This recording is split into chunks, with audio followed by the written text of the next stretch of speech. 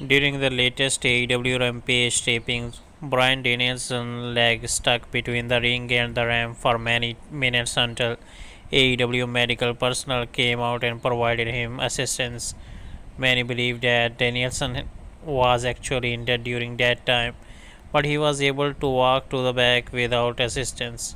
While speaking on Wrestling Observer Radio, Bryan Alvarez talked about Bryan Danielson's leg getting stuck.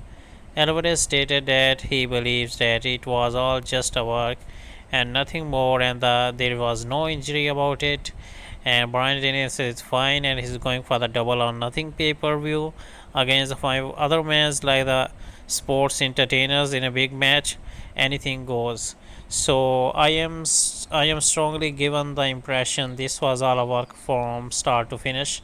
I think he just came up with a wacky idea and thought it was funny. We certainly hope it is a work and not an actual injury, as Bryan Danielson is clearly needed in AEW. We will have to wait and see how AEW books the Jericho Association Society and Blackpool Combat Club's feud in the coming weeks. Fans are certainly invested in their feud already, and tickets have gone for the double or nothing. Pay per views ready, stacked card, and your money is worth for watching double or nothing live on pay per view. WWE had to change a lot of plans when Sasha Banks and Naomi walked out. Now we are getting a better picture of the situation and the motivation behind Banks and Naomi protest. As we just discovered that Sasha Banks alienated everyone backstage in WWE at this point. Many also blame Bank for manipulating the glue into living with her.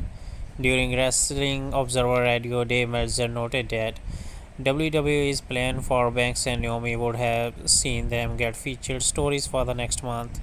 They didn't like those plans, so the two decided to walk out instead, talking too much and leaving belts on the table. So here Naomi was going to win the six pack challenge match, and she was actually supposed to pin Sasha to win the match. So they were gonna be the last two left.